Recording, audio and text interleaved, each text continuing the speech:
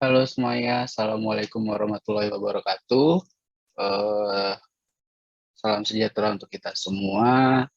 Terima kasih kepada teman-teman yang sudah berkesempatan untuk bisa hadir dan mengikuti acara webinar dari Scale Up, yang mana acara akan dimulai sebenarnya di 18.40. Kita mungkin sambil menunggu teman-teman yang akan join ke dalam webinar kali ini dengan series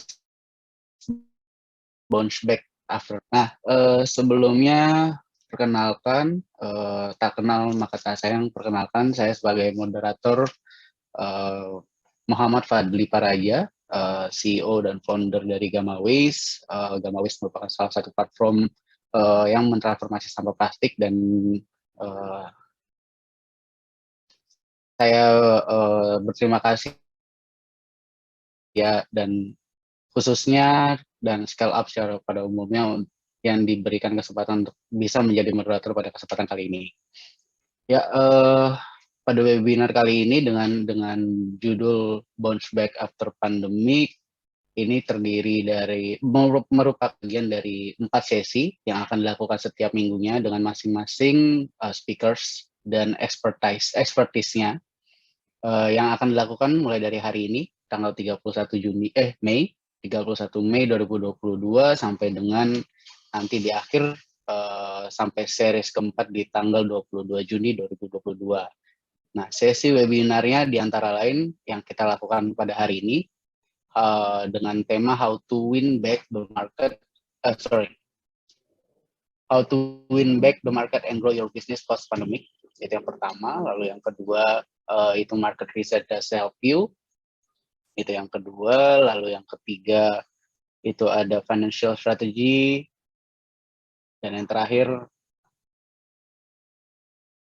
nanti kita akan kembalikan akan komunikasikan kembali. Nah, pada hari ini speakersnya juga sudah join, Ibu Dinda Hervi selaku venture partner at Moonshot Ventures. Lalu nanti di market research di minggu depan akan ada Bapak Aris Labare, market research expert. Lalu nanti financial strategy ada juga Ibu Shelly Natalia. Nah, sebelum mulai, sambil menunggu rundown-nya akan saya coba jelaskan bahwa nanti opening akan saya lakukan di 18.40 atau 4 menit lagi. Habis itu nanti speakers atau Ibu Dinda Hervi akan menyampaikan paparannya atau bagaimana caranya untuk bisa memenangkan market and grow your business after pandemic. Lalu habis itu akan ada Q&A atau tanya jawab yang mungkin akan bisa dilakukan via chat. Nanti akan dipilih pertanyaan terbaik untuk bisa dijawab oleh Ibu Dinda. Itu. Oke, sambil menunggu teman-teman untuk bisa ikutan join dan berpartisipasi, aku sedikit paparkan background dari Ibu Dinda Hervi sendiri. Jadi Ibu Dinda Hervi,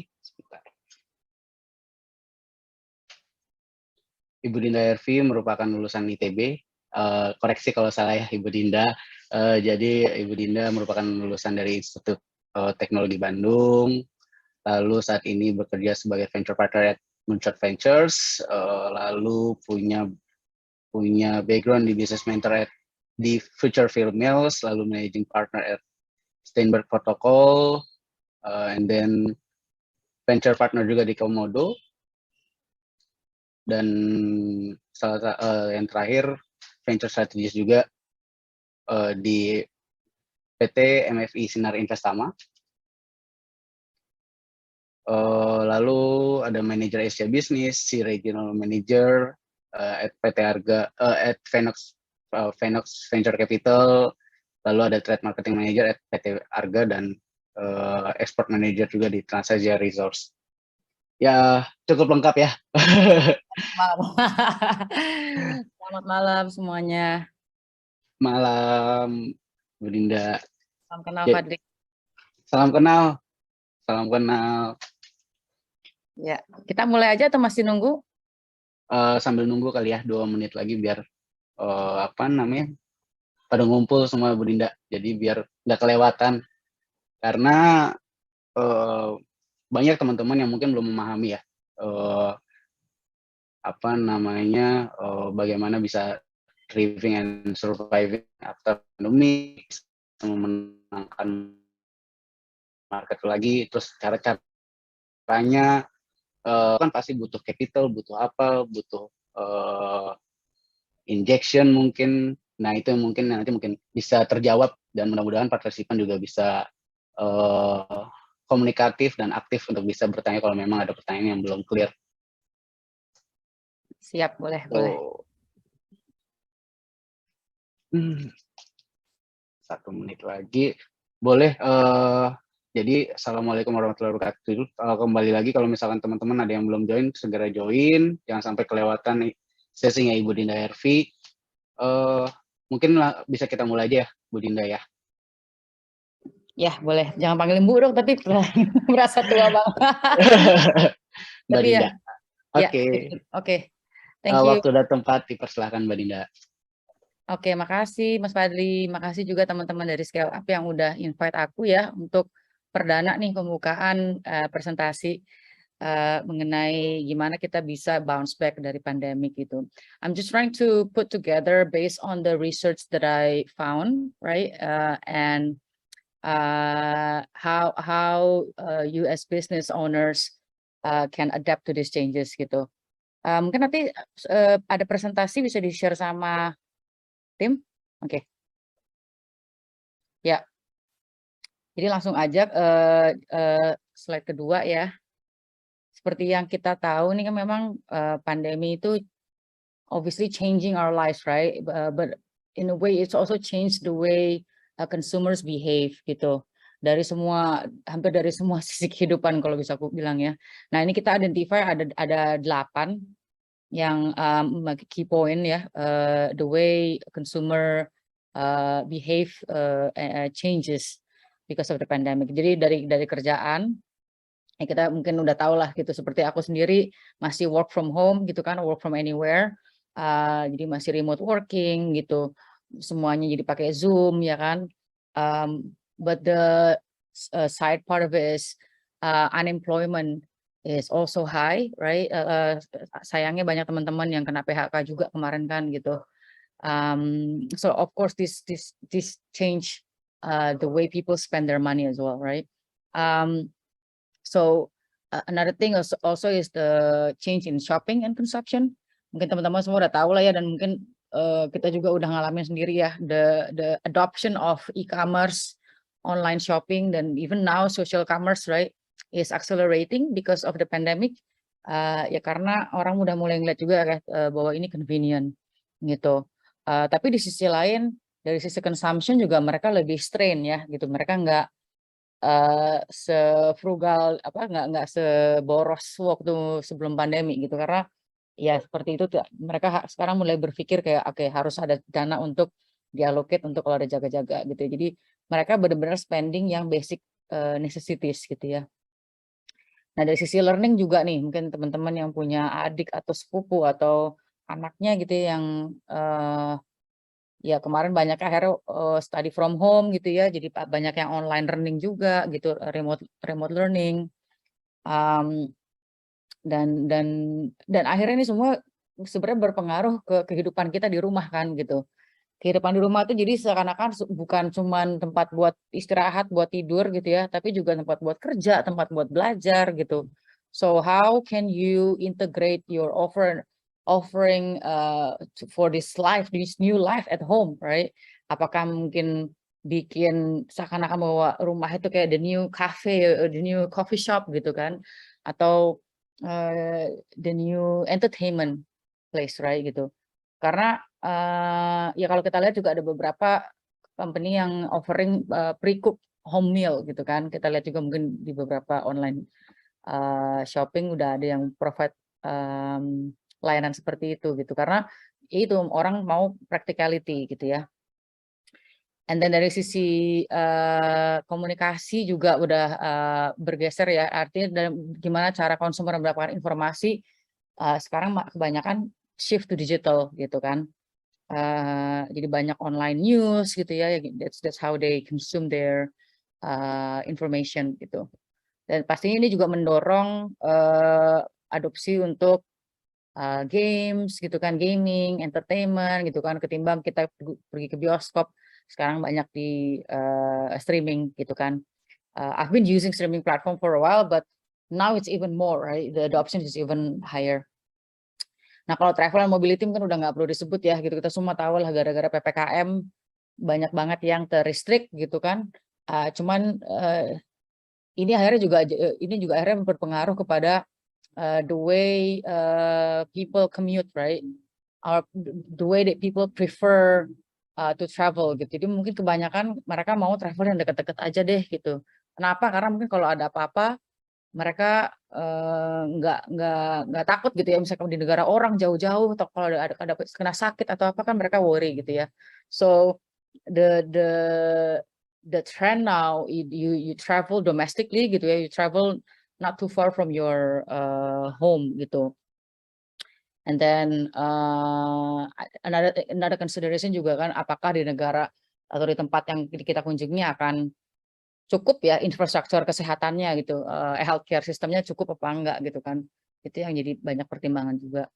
Nah, karena yang terakhir ini dari sisi health and well-being, consciousness juga naik gitu ya, increase gitu, awareness untuk well-being itu naik gitu ya. Orang sekarang lebih prefer apa, hygiene gitu kan, pay attention of hygiene.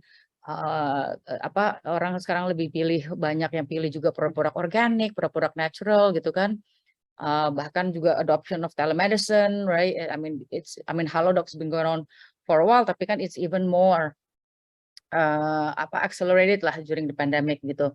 Bahkan juga sekarang ada fitness on demand gitu. So there's a lot of different changes lah gitu dari pandemic ini gitu. So next slide. Ya, jadi sebenarnya perubahan ini juga pastinya terjadi juga secara global ya gitu. Seperti yang aku tadi mention, 69% consumer fokus banget nih, jadi berconcern masalah well-being dan juga mental health. Mental health juga another issue yang sekarang mungkin banyak di spotlight juga ya gitu. Karena tadi dari isolation gitu kan, feeling lonely segala macam, akhirnya menjadi lebih parah ya gitu. And 56% juga bilang mereka benar-benar care nih gitu sama masalah lingkungan gitu, yang akan mempengaruhi influence purchasing decision mereka gitu ya, seperti kayak seberapa apakah kalau kita beli barang dari Indonesia apakah itu akan merusak secara carbon emission-nya berapa sih gitu kan. Nah, itu mereka udah mikir sampai sana gitu. 67% bilang bahwa mereka akan beli produk itu kalau memang produk itu bagus untuk environment. Jadi misalnya yang biodegradable gitu kan, atau misalnya yang lebih long lasting gitu. Walaupun misalnya harganya akan lebih mahal gitu. Tapi jujur ini kalau untuk di Indonesia, consumer Indonesia, the way I see it, it's very small still, it's a very small market for this. Karena Indian sebenarnya kalau di Indo lebih price sensitive sih gitu ya. Jadi concern soal environmental itu belum terrefleksi di purchasing decision mereka gitu ya. Mungkin baru sekedar idea atau awareness gitu ya, tapi belum sampai adoption gitu. Yang adopt mungkin baru sangat-sangat kecil lah gitu. Dan 81% juga memilih untuk shop locally gitu ya, atau belanja-belanja atau pergi-pergi yang locally, yang dekat dari ini mereka, karena mereka juga mau support local business. Nah, ini nih yang top 5 consumer expense-nya tuh ya no brainer lah ya, health products gitu kan, vitamins gitu kan, buat immune system, terus mungkin yang kemarin tuh sempat juga heboh buat ngukur oksigen apa segala macam gitu. Groceries juga naik ya gitu. Ini juga menarik karena ada studinya juga bahwa orang-orang yang tadinya hanya mau belanja offline gitu ya, sekarang mereka mau tuh belanja kebutuhan yang barang-barang produk-produk segar gitu, sayuran gitu, mereka mau belanja online sekarang gitu. So you see the rise of Sayur Box dan teman-temannya gitu ya. So it's a huge shift ya dari offline ke online gitu. Walaupun juga ada shift dari yang tadinya mungkin pasar tradisional, mereka shift ke supermarket gitu karena mungkin ada ada asumsi bahwa supermarket itu lebih bersih lah gitu ya. Nah, entertainment juga is one of the highest ini, up to 54% gitu karena ya tadi orang kalau nggak bisa keluar ngapain kan? Itu mereka spendingnya dengan streaming dan lain-lain gitu. Food delivery obviously karena orang banyak spending di rumah, mereka lebih prefer daripada mereka queuing di luar juga gitu. Dan ini yang terakhir juga menarik ya, banyak yang orang yang juga spending untuk DIY products gitu karena apalagi mungkin buat yang punya keluarga, punya anak gitu ya, mungkin mereka they want to do something with their kids gitu. So if you can't do anything outdoors, this is something that they can do in the house, right? Okay, next. Nah, ini menarik juga sih. I mean, it's obvious ya, ada banyak pergeseran lah gitu dari purchasing yang tadinya offline ke online gitu. Cuman ya kalau dilihat ya, ini yang warna biru-biru biru terang nih ya.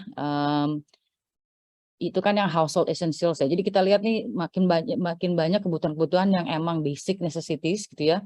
Sekarang orang mulai shoppingnya online gitu kan. Dari cleaning, laundry gitu kan, personal care, skincare, soap gitu. Sampai groceries juga gitu kan. Obviously entertainment ya. Entertainment is actually the one of the most adopted ya kalau lihat dari grafiknya sini gitu. Nah, kalau kalian lihat di consumer elektronik tuh masih agak di pinggir ya, orang masih prefer beli offline gitu. Walaupun udah mulai geser ke kanan nih. Kenapa? Karena mungkin orang masih pengen lihat masih pengen lihat barangnya gitu ya, pengen megang lah kalau barang elektronik gitu. But other than that, yeah, you could see like the adoption is quite quite interesting lah gitu bahwa ini bergeser ke online semua. So next.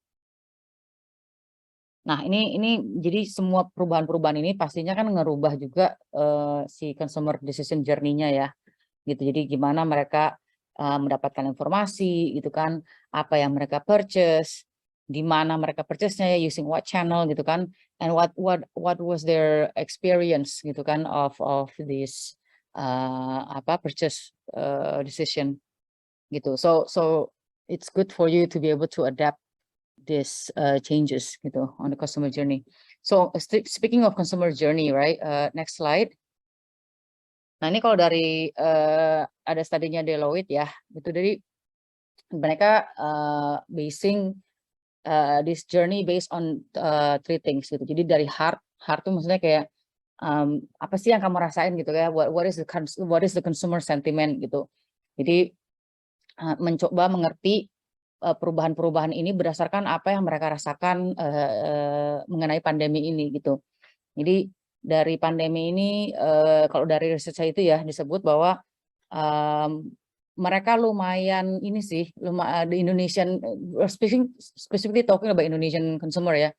Jadi kalau dari hasil surveinya itu mereka lumayan bullish ya. Jadi lumayan optimis lah gitu bahwa akan bounce back lagi gitu ekonominya dan akan bisa bangkit lagi lah gitu. So that's a positive thing, right? Tapi kita juga harus menganalisa gitu ya, gimana sih mereka melihat dari sisi dari short term economic outlook-nya gimana gitu ya. Menarik, nanti aku ada insight-nya di slide yang berikutnya juga. Ada berbagai segmen juga mereka mikirnya beda-beda gitu ya. Terus dari sisi employment gitu ya, dari sisi employment sama income tuh kayak gimana sih outlook-nya gitu, apa yang mereka rasakan dan mereka pikirkan gitu. Nah, dari sisi dompet nih, nah ini udah jelas ya masalah pengeluaran gitu, how the consumer spend.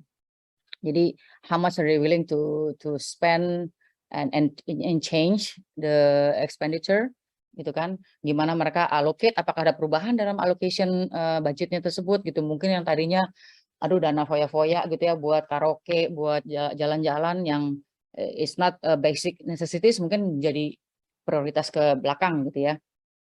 And then yang terakhir juga apakah mereka mau untuk ngambil kredit gitu loh untuk pemenuhan kebutuhan ini gitu. Nah dari sisi otak ya, basically this is like the purchasing driver juga gitu. Gimana apakah dari sisi value-nya tuh kayak apa sih yang mau mereka harapkan gitu ya dari purchasing itu gitu. Apa yang mereka harapkan dari yang mereka beli gitu kan. Apakah dari sisi brand loyal atau enggak gitu kan. Dari sisi apa namanya? Digital and e-commerce ready nggak sih sebenarnya gitu. Apakah kita sebagai buyer itu udah siap dengan let's say return, let's say barang-barang yang harus di return misalnya barang reject gitu ya. Nah, itu seperti apa gitu. Nah, ini juga akan berpengaruh ke channel-channel yang mereka pakai dalam berbelanja kan. Either pakai e-commerce, either pakai social commerce gitu kan. Apa nih kira-kira yang mereka prefer gitu. Dan juga ada beberapa yang prefer offline and online integration.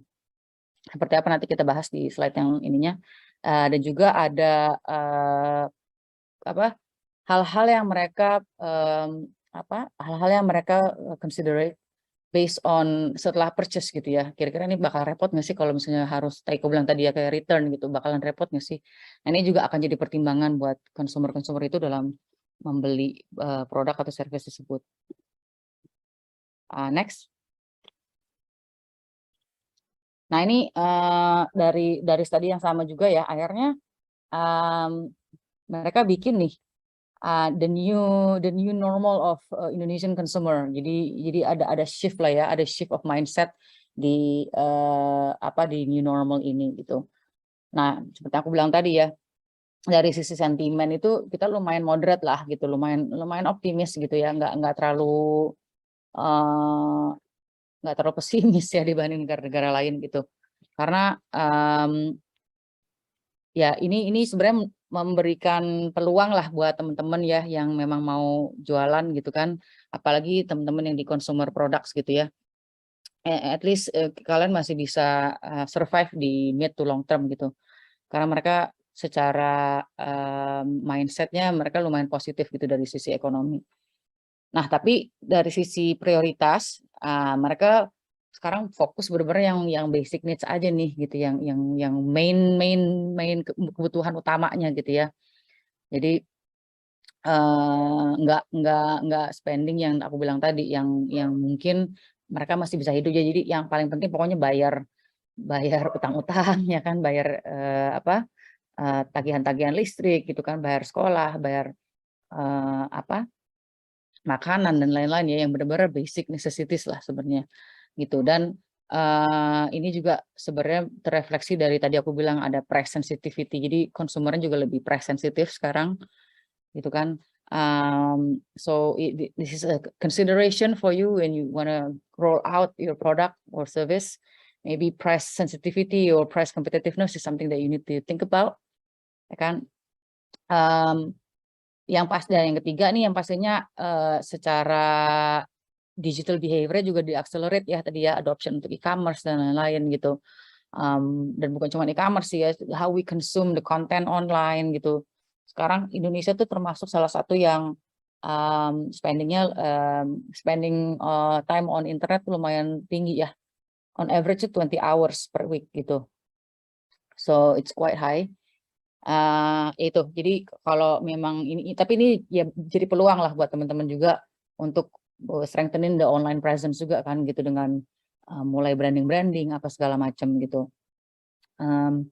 Nah tapi ada juga keinginan ya supaya mereka di integrate gitu loh antara online dan offline gitu. Contohnya nih ada salah satu pernah lihat sih aku, ada salah satu startup juga gitu ya yang mereka bikin kayak augmented reality gitu untuk ngecek pakai aplikasi mereka kayak skincare buat jadi kayak scan dari HP itu mereka bisa scan mukanya, kamu cocoknya pakai apa gitu, nanti mereka rekomendasi skincare yang bagus seperti apa gitu. Juga udah ada banyak juga kan contoh-contoh yang yang dipakai buat retail, buat baju, ya kan, pakai nyoba-nyobain baju secara online gitu. Nah itu udah mulai orang udah mulai melek lah seperti itu, gitu. Nah next slide. Nah ini yang aku bilang tadi ya, dari ada segmen-segmennya gitu. Jadi dalam survei mereka itu mereka memang develop cuman ada 4 persona ya gitu, untuk merepresent the various key consumer segments gitu di Indonesia. Ini memang sengaja dipilih ini karena untuk highlight ada specific insight lah gitu. Nah jadi ada student and graduates ya yang memang masih muda, ada yang working professionals gitu kan, ada yang mau retired gitu ya, udah mau ya sekitar umur 49, 50 gitu ya, ada juga yang udah senior citizen umur 65 ke atas gitu. Nah tadi kita bahas ada 3 ya, ada 3 consumer journey gitu, dari hard gitu ya, kita ngomongin masalah economic outlook. Kalau dari student sendiri, mereka tuh positif gitu kan, tanda panahnya ke atas ya gitu. Positif karena ini survei ya gitu, survei ke student sama fresh graduates itu, ya mereka mungkin masih semangat gitu ya, masih melihat bahwa ada peluang buat mereka untuk mendapatkan apa, dari sisi ekonomi dan juga employment nih gitu aku ngeliatnya ya. Mereka masih positif lah gitu, optimis bahwa mereka akan bisa bisa meraih itu gitu. Nah kalau yang working professional ini, kalau dari sisi ekonomi gitu ya bukan neutral ya, tapi mix lah gitu.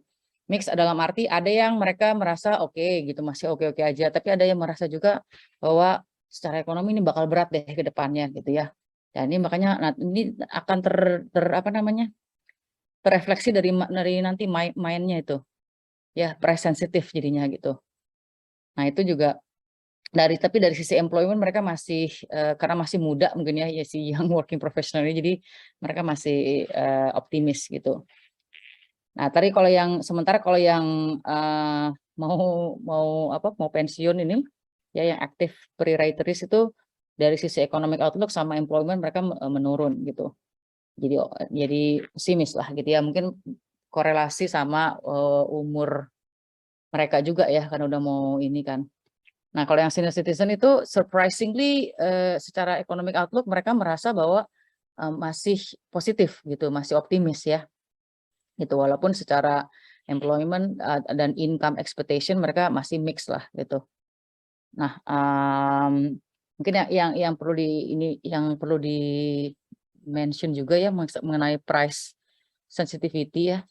Nah, ini price sensitivity secara student mereka memang lebih jadi karena pandemi ini jadi lebih sensitif gitu ya, karena mereka masih belum banyak penghasilannya gitu kan, sehingga expenditure-nya juga harus lebih hati-hati gitu ya. Jadi apapun itu mereka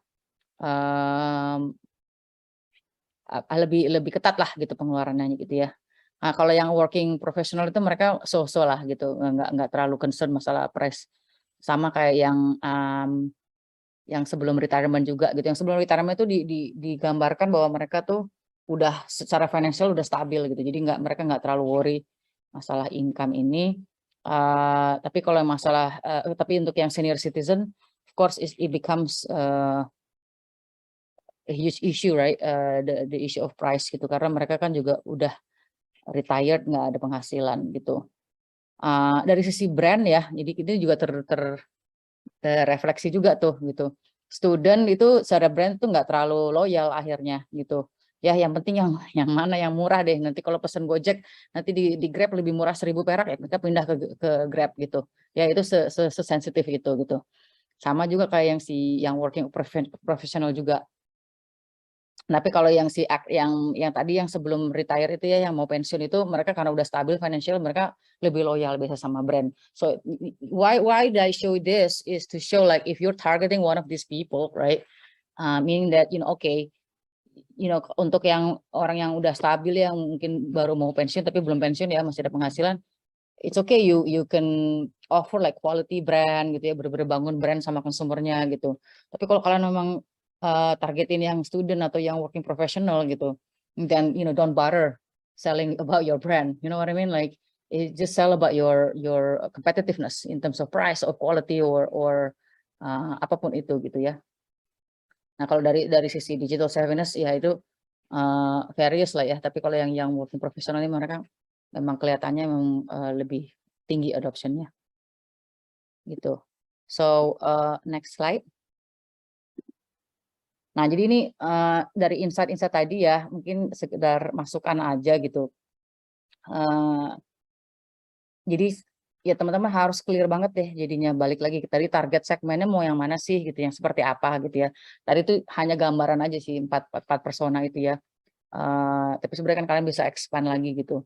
Tapi ya ini penting kenapa gitu, karena segmen-segmen ini juga pastinya kan akan yang dulunya mungkin konsumsinya mereka mau konsumsi let's say elektronik gitu ya. Tapi buat mereka sekarang udah nggak terlalu penting elektronik gitu. Yang penting bayar uang sekolah dulu misalnya gitu. So you understand, right? Not just your segment, but the changes within your segment gitu. Jadi knowing your segment and then adapt your offerings to those changes gitu. Ya, dulunya mungkin dia ya nggak terlalu price sensitive, terus sekarang jadi price sensitive gitu ya. Then you need to think about, ya aku bilang tadi, mungkin mereka dari Gojek gampang banget switch ke Grab gitu ya. Jadi nggak ada brand loyalty gitu. As long as they offer a cheaper price, similar quality, similar service, then it's okay gitu kan. Tapi kalau yang aku bilang tadi yang higher level of income, mungkin mereka akan lebih mikirin oke nggak apa-apa lebih mahal deh gitu, tapi yang penting praktikal gitu kan. Atau ya pokoknya dia mungkin comfort gitu kan, quality. They want something produk yang durability-nya bagus gitu kan.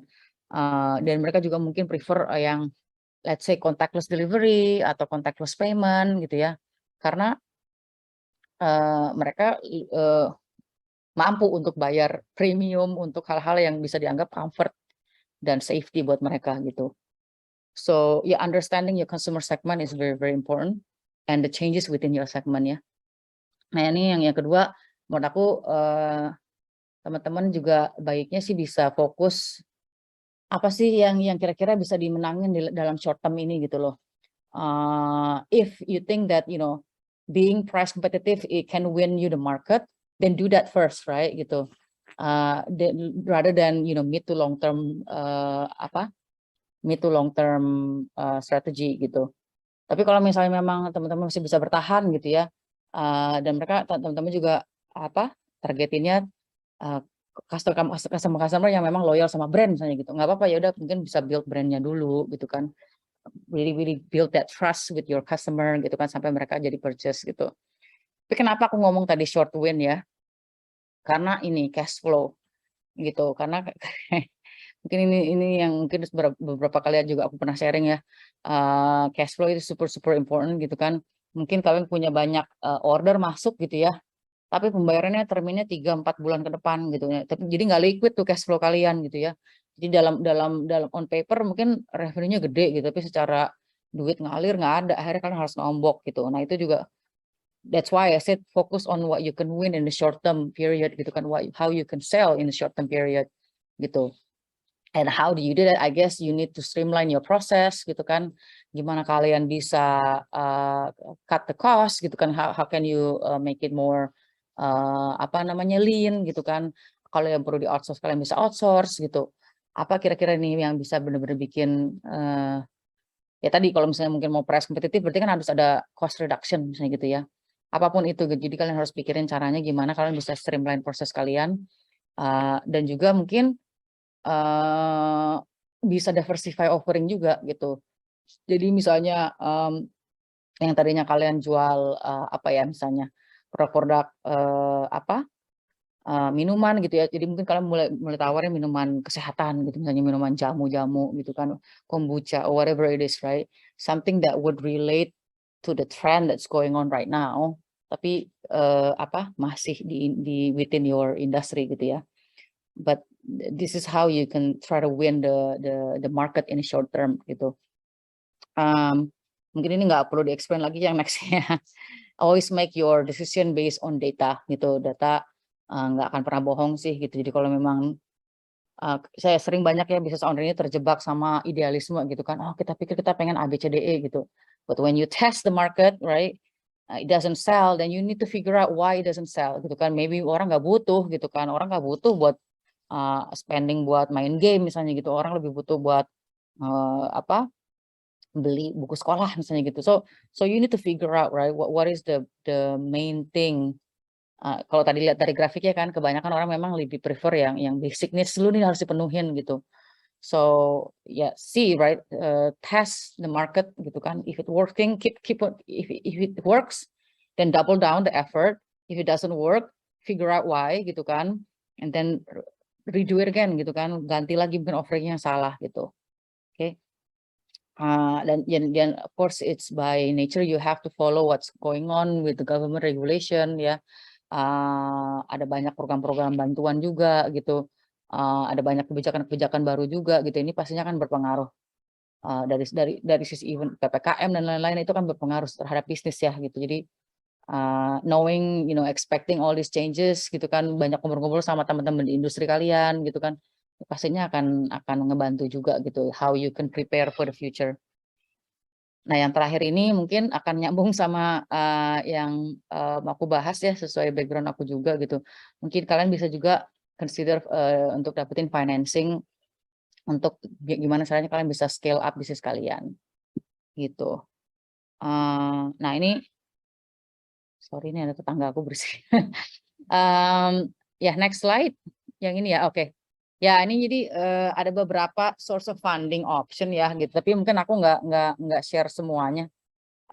Aku mau share hanya yang bootstrapping, startup incubator, accelerator, and venture capital gitu ya. Tapi ya mungkin teman-teman di sini udah tahu semua lah ya kalau misalnya mau ngajuin loan gitu kan. Tapi sekarang ada banyak platform juga, ada peer to peer apa segala macam, ada bank juga gitu. Bisa juga dapetin dana dari ikutan kompetisi gitu ya kalau memang kalau kalian memang bisnisnya misalnya ada inovasinya misalnya gitu ya. Bisa juga lewat government grant gitu. Tapi for this purpose of the session, I will only cover 3. Yang pertama nih bootstrapping. Next ya. Nah ini bootstrapping mungkin teman-teman udah tahu ya gimana, artinya pakai uang dari kantong sendiri atau kantong dari mama papa gitu atau kantong dari om. Ya, yang ada beberapa strategi lah gitu, gimana sebenarnya kita bisa survive walaupun kita hanya pakai uang dari kantong sendiri gitu. Nah ini memang keuntungannya memang kalau dari bootstrapping kita, ya semua kontrol perusahaan ada di kita gitu ya, nggak ada orang lain yang ngatur-ngatur gitu kan. Tapi di sisi lainnya ya secara keuangan akan lebih lebih ketat lah misalnya gitu ya. Nah, tapi ada beberapa cara kalian bisa bisa leverage ya dari sisi bisnisnya. Kalian bisa mulai bisnis di rumah gitu kan, atau ya kebetulan juga emang kondisinya lagi pada work from home gitu ya. Make sure you have a proper internet connection and everything gitu. Atau bisa juga kalian share office juga gitu, atau share ruko atau apapun itu gitu ya, yang bisa menghemat cost kalian gitu. Part-time juga bisa gitu ya, jadi mungkin kalian masih punya full time job gitu ya, yang buat support daily needs kalian gitu, but start doing the business on the side gitu kan. Nah ini juga yang lumayan menarik juga, kalian bisa memulai bisnis sebagai servisnya dulu gitu. Jadi misalnya kalian punya kalian misalnya mau jualan produk makanan anak gitu ya, karena kalian punya expertise di situ gitu. Mungkin kalian bisa offering service-nya dulu gitu, konsultasi dulu buat sama orang tua gitu loh. Ini loh gizi anak tuh A, B, C, D, E gitu. That is something that you can sell sebelum kalian menjual si produk anaknya itu produk makanan anak tersebut gitu ya.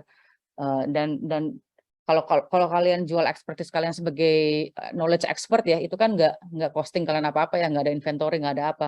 So you can use this money to fund your future business gitu ya. Ini juga ada tim yang kalian hire juga bisa cari yang masih muda-muda, yang masih semangat gitu ya, yang punya talent dan energi. Biasanya mereka juga mau dibayar pakai sweat equity tuh gitu. Ini seperti yang poin yang di bawah ya. Yang penting juga nih tadi aku bilang ya, gimana kalian bisa beroperasi secara selin mungkin gitu kan, outsource activities yang mungkin yang nggak terlalu nggak yang bukan core usaha kalian ya, misalnya kayak legal gitu kan, apa namanya, accounting atau tax gitu, itu outsource aja kalau kalian bisa outsource gitu, karena otherwise kalian akan sibuk kerjaan hal-hal yang bukan core kerjaan kalian gitu ya. Another thing that you can also try with bootstrapping is kalian bisa bikin produk yang ya early version dulu lah gitu ya, yang beta version ya, kalian coba testing dulu sama customer-nya. Kalau jualan apa, jamu apa, bikin sampelnya dulu gitu kan, tes mereka suka apa enggak gitu. Sebelum kalian bikin yang bigger selection gitu ya. Nah, ini juga meminimize kemungkinan gagal gitu, biar kalian dapat initial feedback dulu gitu. Itu yang terakhir yang seperti aku bilang tadi ya, kalian bisa barter service dan ada beberapa yang mereka mau kombinasi ya, jadi timnya itu mau dibayar oleh produknya gitu. Jadi sebagian dibayar pakai produk, sebagian dibayar pakai equity juga gitu. It depends on your negotiation with the team. That this is one of the few things that you can do to survive when you just use your own cash to support the business gitu. Next slide. Nah, kalau dari incubators and accelerators ada keuntungan sih kalau misalnya kalian ikutan incubators or accelerators ya. Jadi mereka ada beberapa yang juga kasih seed investment gitu ya. Ada juga yang beberapa kasih kayak grant aja gitu. Jadi no equity ya gitu. So lumayan ada beberapa yang bisa kalian dapetin ini.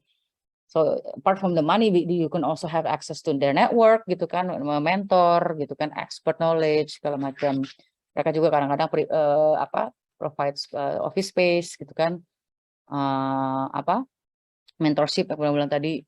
Mereka juga helping you with the product development strategy. They help you with legal and financial advice. So it's actually quite beneficial ya gitu, apalagi buat teman-teman yang baru memulai gitu. You can focus the cash flow for your operation or for your production gitu ya. Tapi yang lain-lain ini bisa disupport sama mereka gitu. But of course you need to be selected to enter this incubator or accelerator ya. But this is just to showcase there's a benefit that you can take from this. And then the last one, next slide, is dari venture capital ya gitu. So I work in a venture capital firm. We are an impact VC firm where we invest in early stage companies. Yeah. So what you can expect? Okay, one thing that I need to mention ya. Sebelum kalian approach VC, kalian harus have this in mind ya. VC itu typically invest di company-company yang innovation driven gitu. Either innovation driven or punya scalable business model gitu ya. Artinya kenapa? Ya karena mereka expect rapid growth. Bandel banget. Can you mute? Ya.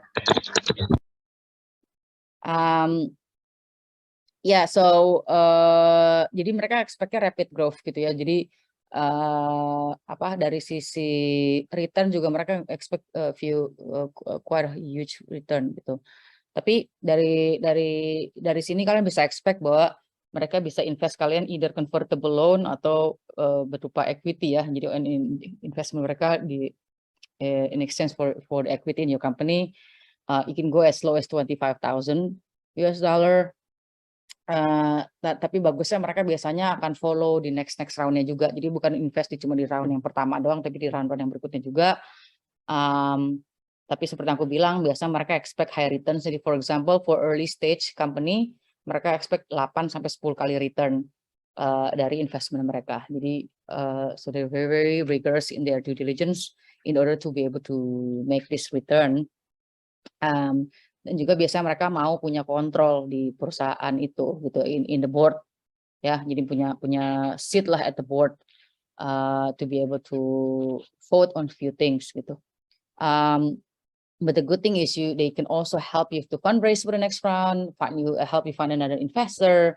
They can open up a network for business development also gitu ya, ada banyak ininya lah gitu. Dan yang pasti mereka juga akan bantu kamu dari sisi financial reportingnya juga dan dari sisi strategi supaya kalian bisa grow sesuai yang mereka harapkan. Jadi, karena kan ya kalau kalian grow ya si visi juga senang gitu loh, karena sama-sama buat ini kepentingan sama-sama gitu. Next slide. Nah ini ada 3 principal type of visi ya, visi funding I mean. Jadi kalian harus lihat juga nih gitu, kira-kira kalian ini posisinya di mana gitu. Apakah memang masih yang early, masih baru kayak market launching, market testing segala macam gitu. Itu biasanya masuk di early stage gitu. Tapi kalau kalian misalnya udah punya product market fit gitu ya, udah ada stable sales segala macam. Nah ini mungkin saatnya kalian buat expand gitu. Nah ini kalau yang lebih gedenya lagi yang udah either itu mereka jual buat diakuisisi gitu ya, atau buat IPO gitu. Ya, ini jalannya masih panjang lah kalau yang ini. Nah, next slide. Nah ini mungkin teman-teman juga kalau misalnya mau ketemu dan dapetin funding dari visi, ini mungkin ada beberapa hal yang bisa di pay attention dulu ya. Yeah, make sure that you know how to create your financial, right? You know your numbers gitu kan. You know how to get the numbers gitu kan. You know how to explain it gitu. You make sure that and make sure that it is a realistic. If it's a projection, it has to be a realistic projection gitu ya. So there's no need to inflate atau membesar-besarkan something karena mereka Indian juga akan bisa menjustify dari sisi mereka sendiri gitu. Another thing that mungkin teman-teman juga pernah dengar kalau dari sisi pitching session gitu ya, don't forget to tell a story, right? What is your personal story? What is a compelling story that you can share? Biasanya ini something yang emang personal ya, yang memang bisa touch the emotion of the investors gitu. One of our portfolio is in health tech, right? She provide like a diagnostic for cancer because she is a cancer survivor herself. So it's a very strong story to tell, right? And of course you need to do a proper research ya kan sebelum reaching out gitu. Banyak yang reach out juga sama aku, tapi mereka nggak banyak banget aku yang reach out dari India, dari mana segala macam gitu ya, yang I don't think they actually did a proper research gitu. Padahal kita di website udah jelas gitu ya bahwa let's say we are investing in gender diversity, right? Or like female founders, for example. But this is only like male only team, for example. Atau mereka yang ada di Afrika atau di mana, even though we are only invest in Indonesia. So make sure that you do your research, like investment tesisnya apa. Kalau fund aku, kita tesisnya aku bilang tadi, we are a gender lens fund. We invest in gender diverse team with 20% shares minimum held by one or more women, gitu kan. We invest in early stage, so it's the stage of the company, right? Jangan kalian mau ngajuin 10 juta USD tapi kalian minta sama let's say yang early stage banget gitu ya, mereka nggak akan ada punya ticket size segitu gitu ya. So make sure that you know the stage, you know the ticket size, you know the geographic that they're covering ya. Ada orang yang mungkin cuma di Indonesia, ada yang di Southeast Asia, ada yang cuma di Amerika. So make sure that you know where they are investing and operating. I mean, it's as easy as going to their website and see what kind of investment they have, right? Sektor juga penting. Kita nggak ada sektor, kita sektor agnostik, tapi ada beberapa yang mereka fokus let's say di energi, ada beberapa yang fokus di circular economy, right? Like circular capital, they focus on circular economy. So don't bother if you're not in that sector, gitu. But it's also okay if you don't know and ask them, right? But at least you need to do your research, and also you can see right from the website how active they are. How many investment per year are they doing gitu? Seberapa sering sih gitu? Kalau mereka nggak terlalu sering, mungkin mereka nggak the chance of them investing in you juga mungkin nggak terlalu banyak gitu ya.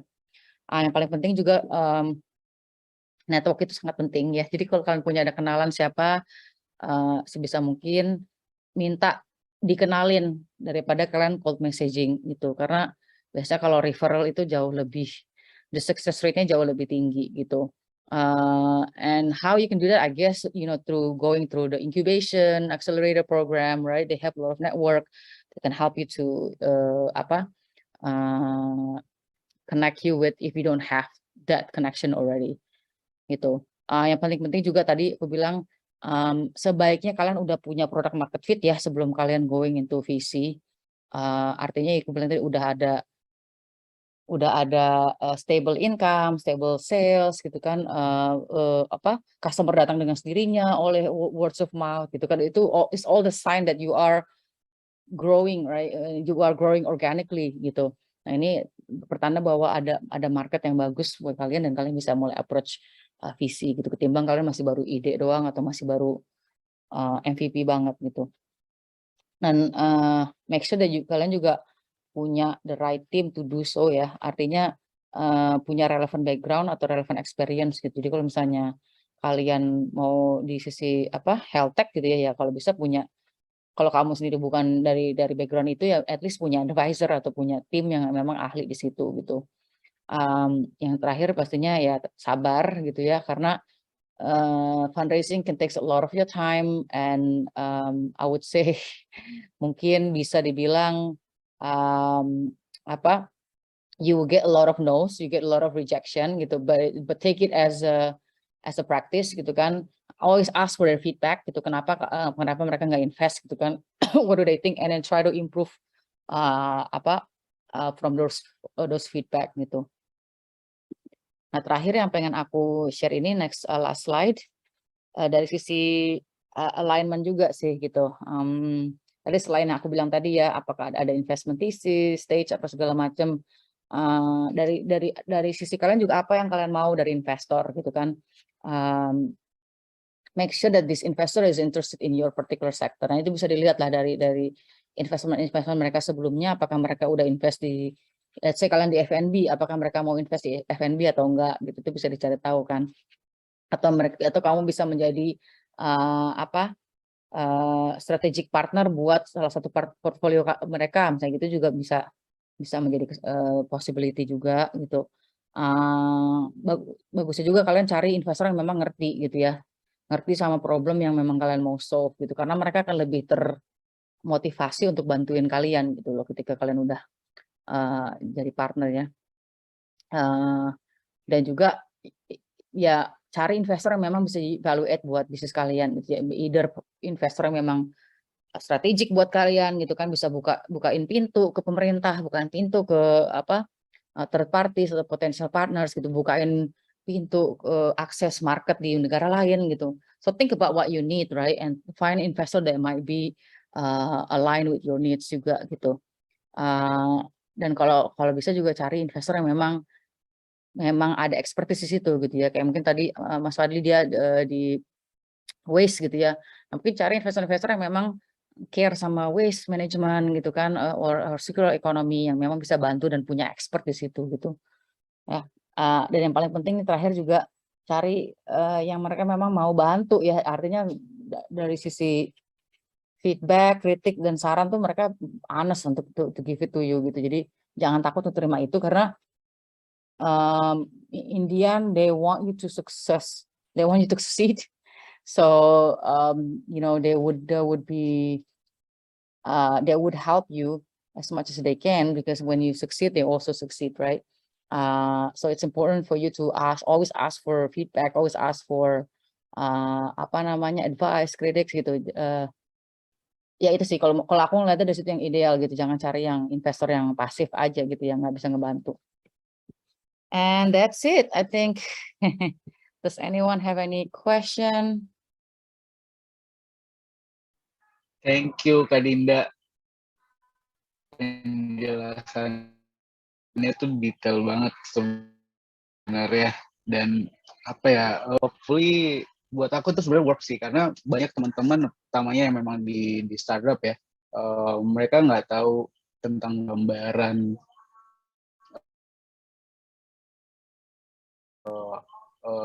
tipe investment seperti apa, terus how to scalable their business juga mereka bingung, terlebih lagi tentang detail visi itu sendiri atau venture capital itu sendiri itu.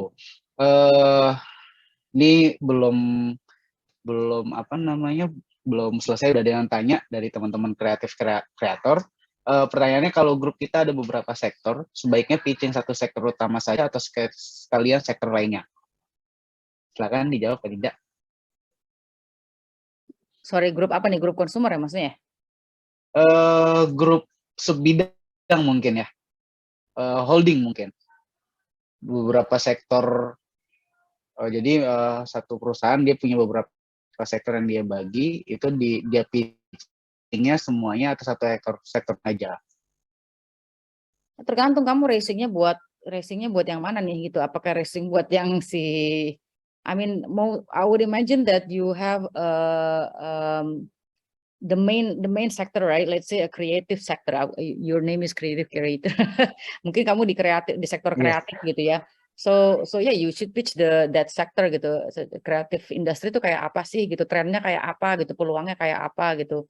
So you should pitch which business that you want to raise gitu kan. Kalau memang di situ nanti ada bawah-bawahnya yang lain-lain, ya yang utamanya yang kalian pitch, tapi itu mencakup yang lain-lain juga gitu. If that answer your question. Boleh yang raise. Mungkin bisa dibuka kameranya sambil ngobrol. Nanti yang teman creator boleh di raise biar di unmute juga, biar langsung diskusi sama Dinda, biar takutnya nggak miss pertanyaan ya.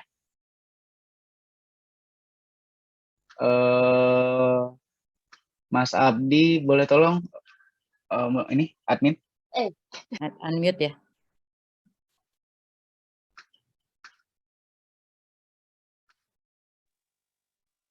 Oke, selamat malam Kak Dinda. Muhammad Abdi. Ya, Mas Abdi. Ya, malam. masih juga Scale Up nih yang udah memfasilitasin webinar ini. Ya tadi kan, ya jadi pertanyaannya kenalin di kita masa transisi lagi nih. Kemarin tadi Kak Dinda udah jelasin nih. Jadi selama pandemi dari orang yang biasanya offline mulai beralih lagi. Nah sekarang kita mulai transisi lagi. Nah, kalau saya ini tinggalnya di sekitaran kampus nih, yang lucunya adalah lokasi-lokasi yang dulunya jadi dim atau sub, misalnya katakanlah kita usahanya nyediain tempat untuk mahasiswa. Nah, di dalam tempat ini ada tenan-tenannya yang mengisi. Nah, selama 3 tahun pandemi ini mati suri. Jadi selama tempat ini yang kita kelola jadi susah lagi cari tenan nih. Karena mungkin entah mereka udah habis modalnya 3 tahun kemarin dan sebagainya. Sedangkan pasarnya udah mulai muncul lagi, mahasiswanya mulai datang, mulai kumpul lagi di sini dan sebagainya. Tapi karena ini kayak supply demand-nya berantai, saya selaku pemilik tempatnya perlu tenan-tenannya selaku konsumer saya. Sedangkan ujung hilirnya produk apa yang saya geluti ini adalah si keberadaan mahasiswa-mahasiswa ini, misalnya udah mulai normal lagi dan sebagainya. Nah itu gimana sih biar nggak lagi, atau kita mungkin bisa cari tenan-tenan baru, atau mungkin kalau misalnya sulit, atau kita berubah skema-skema yang perlu kita tawarkan ke mereka, karena kita penyedia tempatnya, misalnya ini bisnis model yang saya geluti seperti itu misalnya. Terima kasih, pertanyaan semoga cukup jelas. Gitu. Jadi intinya karena masa transisi nih. Terima kasih. Ya. Mungkin kalau tebakan aku ya, makasih Mas Abdi sudah ini sharing juga. Kalau aku lihat memang pasti masalahnya sekarang mungkin cash flow constraint ya. Jadi masalah finansial gimana sih mereka bisa balik sewa lagi gitu. Nah mungkin dari sisi bisnis model yang bisa ditawarin mungkin let's instead of bayar sewa di muka gitu, mungkin bisa mulai dengan profit sharing kayak gitu ya. You can find different ways to start ya gitu. Kalau memang potensinya ada, balik lagi gitu. Dan tadi seperti yang aku bilang ya, always back to the data gitu kan. Mungkin bisa di showcase juga gitu ya, kalau ketika nanti mau ngajak tenan-tenan baru gitu, misalnya bilang aja ini traffic yang datang tiap hari ke kita gitu kan. Bisa di showcase juga gitu data-datanya, tapi knowing the tenant capacity ya yang kemarin banyak kehantam habis sama pandemik ini, mungkin bisa dicoba di offering yang lebih menarik gitu, yang mereka nggak berat di muka sih dari sisi cash flow gitu. Itu sih, dan nggak tahu kalau Mas Abdi, apakah Mas Abdi juga kontrak dari pihak lain ya gitu.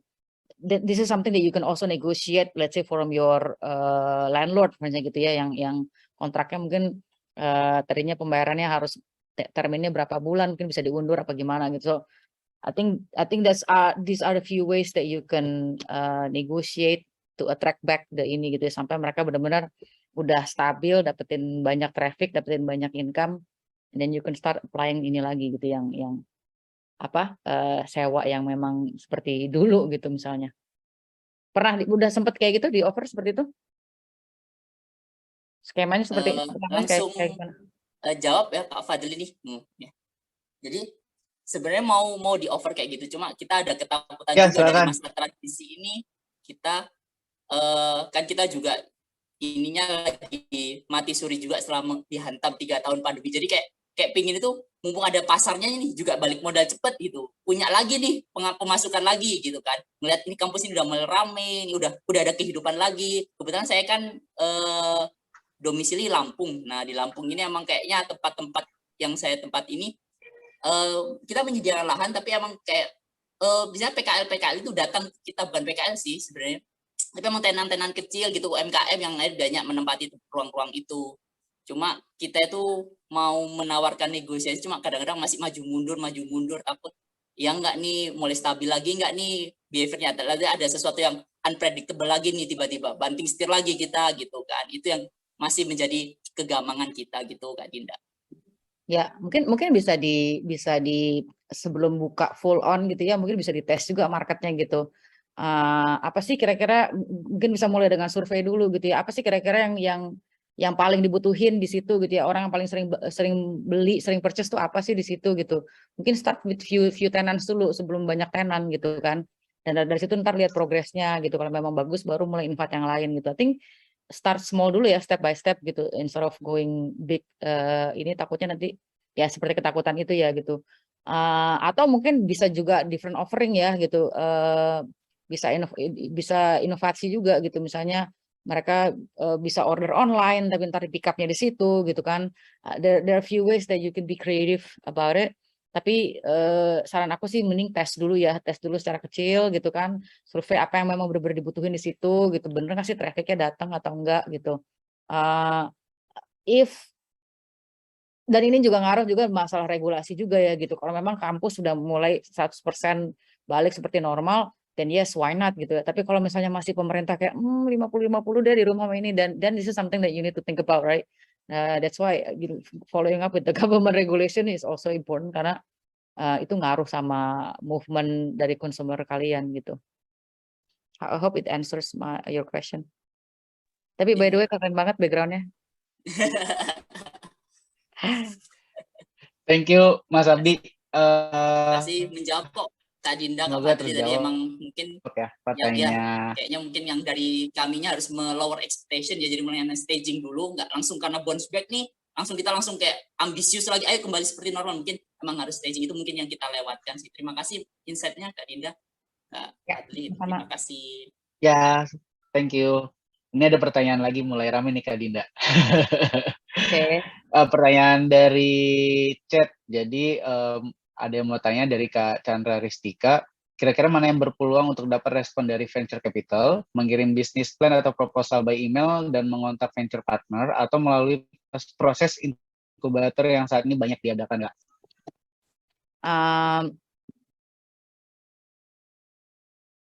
Venture partner. Kalau mendapatkan respon dari VC ya memang ya kalian harus reach out ke VC-nya ya gitu kan. Tapi inkubator tuh sebenarnya kalian berpeluang juga untuk instead of going one by one, biasa mereka kan arrange demo day itu ya kan, ada banyak demo day yang dimana mereka invite sekitar 10-20 investor sekaligus gitu ya untuk attend gitu. So instead of going one by one to each door gitu ya, I think it's great that if you go through this. Apalagi kalau kalian memang nggak punya koneksi ke situ gitu ya, dan aku tahu lah susah banget lah untuk bisa dapetin koneksi ke VC langsung gitu ya.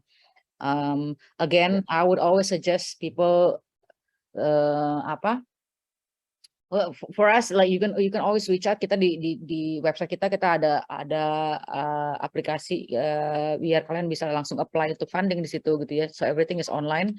Tapi mungkin ada beberapa visi lain yang lebih susah untuk di approach karena kalian harus kenal dulu sama orangnya gitu. So that's why kalau kalian memang belum punya kenalan siapa-siapa, I think going into incubator program is a good option. Tapi kalau memang kalian udah punya kenalan yang kira-kira dia strategik nih gitu yang bisa bantuin buat vouch for you gitu ya, bisa bantuin buat promosiin kalian, then why not gitu. So it really depends. Gitu Chandra. Thank you Kak Dinda, semoga menjawab ya Kak Chandra. Jadi memang banyak cara dan mungkin funnel dari incubator merupakan funnel atau channel yang untuk memfamiliarisasi brandnya dulu sebelum masuk ke venture capital ya Kak ya. Ya, bisa latihan pitching juga kan di sana, banyak expert, banyak mentor. Betul. So yeah, I think it's a good option. Dari Kak Momwork boleh dibuka admin ini ya. Silakan pertanyaannya.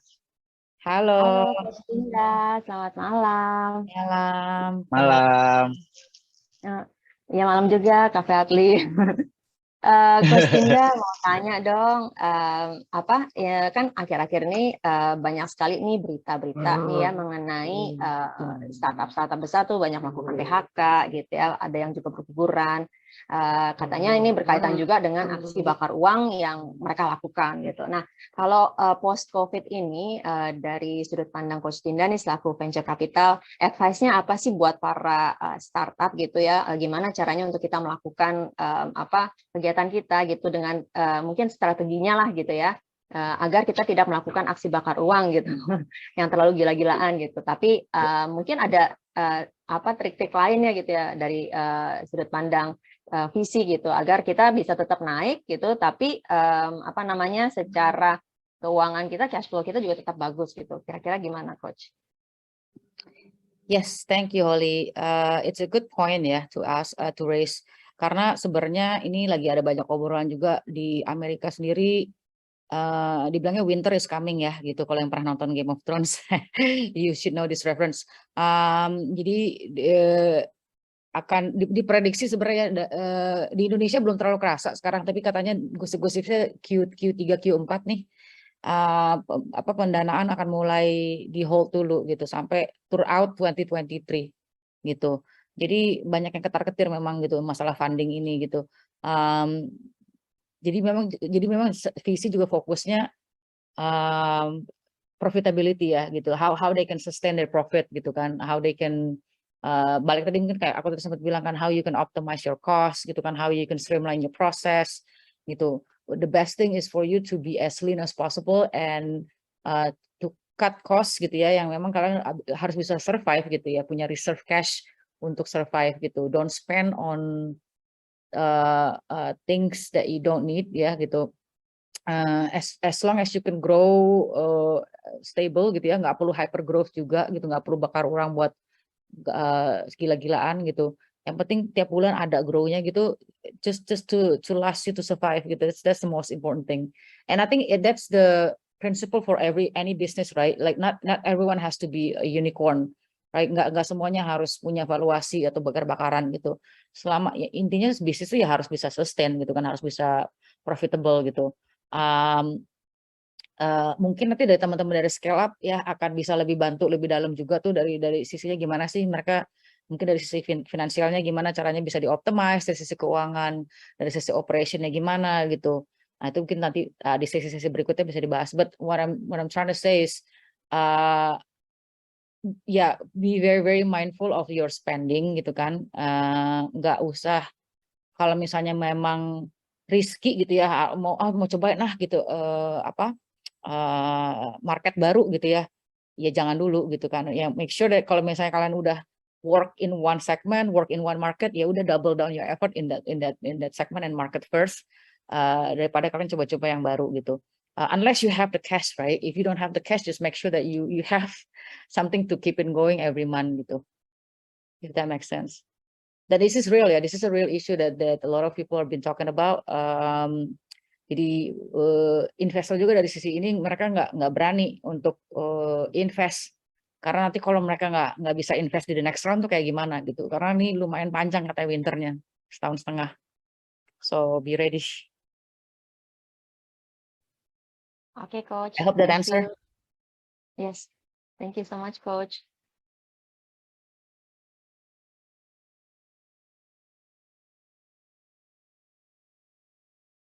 Ada pertanyaan dari, kayaknya Fadli di mute ya.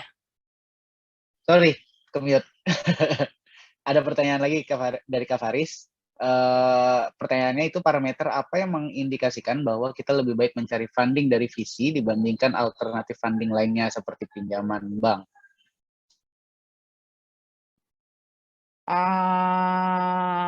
Okay, it depends on what you want to achieve, right? Sebenarnya bisa dua-duanya sih gitu. Let's say you need, if you only need it for like working capital, I would suggest that you go for bank loan, right? Tapi kalau misalnya kalian mau, aku mau nyarinya strategi, misalnya visi itu kan sebenarnya partner ya. Kamu kayak kawin it's like a marriage, right? You adding this as your part of your family gitu. Jadi think of investor as your partner gitu. So how can this partner help me to grow my business apart from their money obviously. Tapi kan juga tadi dari expert, dari knowledge, dari network gitu kan. Tapi dari sisi investor juga jangan lupa tadi aku bilang ya, mereka juga cari startup atau company-company yang memang innovation driven, yang memang mereka scalable, yang mereka bisa tumbuh secara pesat gitu ya. Artinya memang biasanya produk-produk yang dilihat dari visi itu ya produk-produk tech, produk-produk SaaS gitu ya, produk-produk yang memang yang lebih gampang untuk di scale gitu.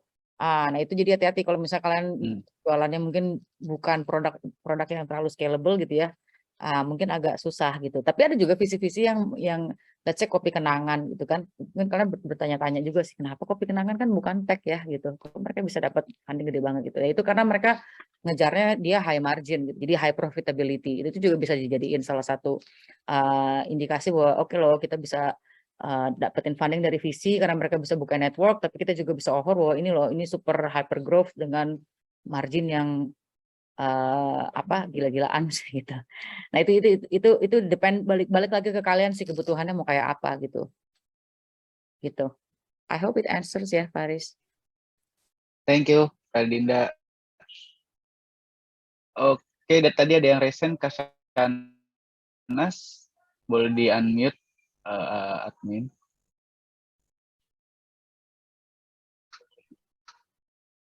Sorry siapa?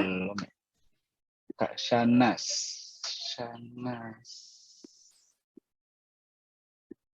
Shanas Safitri.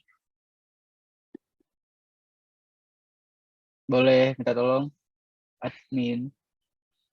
Jadi sambil nunggu di unmute kali ya, Kak Dinda ya. Jadi jadi buat teman-teman berarti memang harus tergantung kebutuhannya itu apa ya?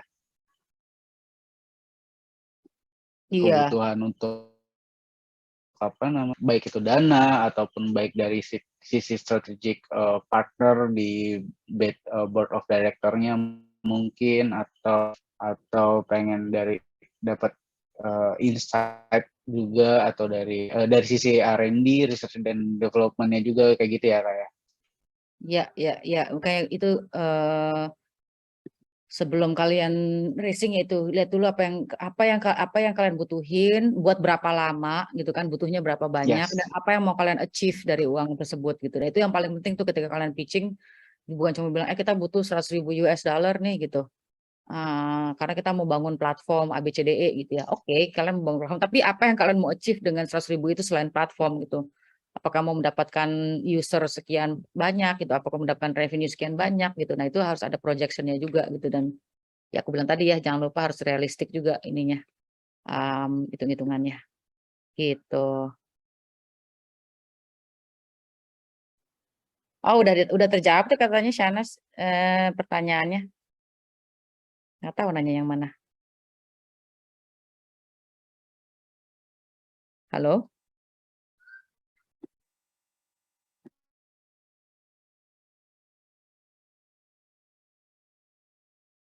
Halo. Kayaknya Mas Fadli ini ya mute ya. Dari tim Scale Up, sorry. Ada pertanyaan lagi atau bisa tutup?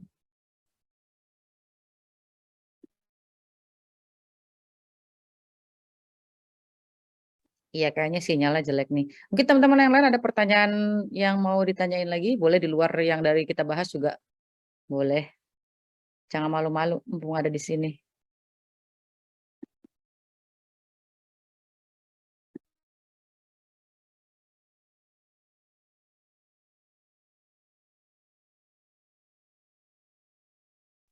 Wah, hilang nih Mas Fadlinya. Mas Fadlinya kayaknya lockout ya.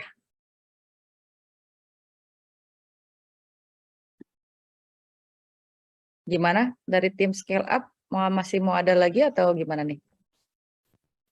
Oh, Coach, Mhm. kayaknya Fadlinya lagi apa? Lagi jelek sinyalnya. Mungkin kalau memang udah nggak ada pertanyaan lagi, kita bisa cukupkan sampai sekian kali ya, Coach ya. Ini dia Fadlinya hadir.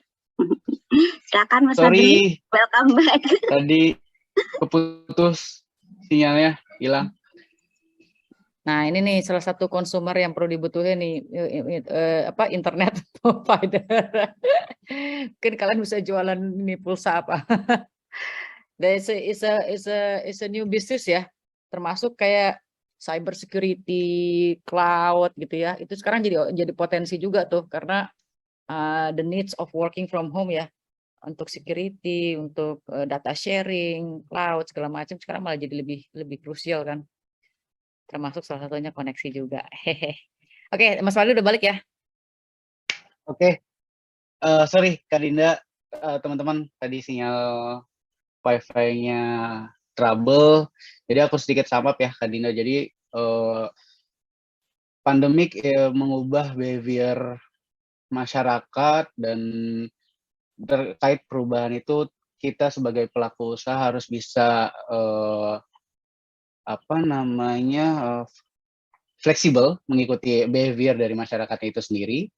Terus juga ada kiat-kiat dari Kak Dinda bahwa kalau mau nyari dana atau nyari capital dengan menggunakan bootstrap ataupun dengan incubator accelerator ataupun dengan venture capitals, itu punya ada strateginya supaya teman-teman bisa striving dan keep the growth of your business itself gitu.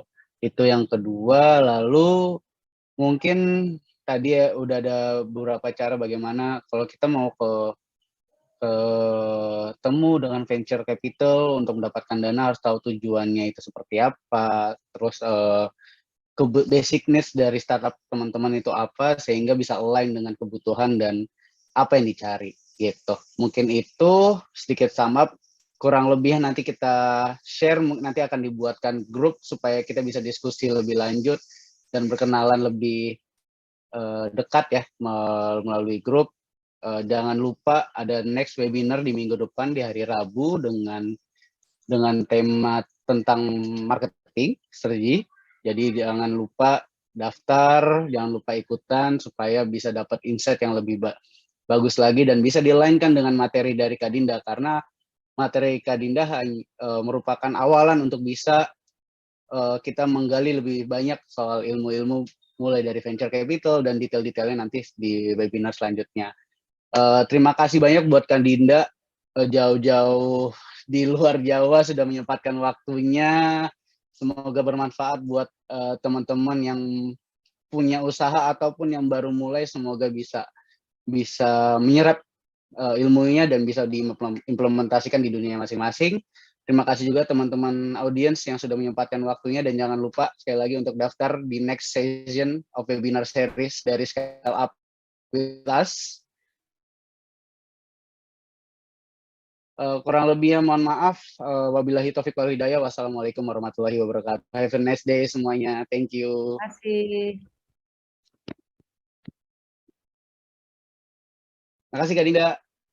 Sehat-sehat selalu.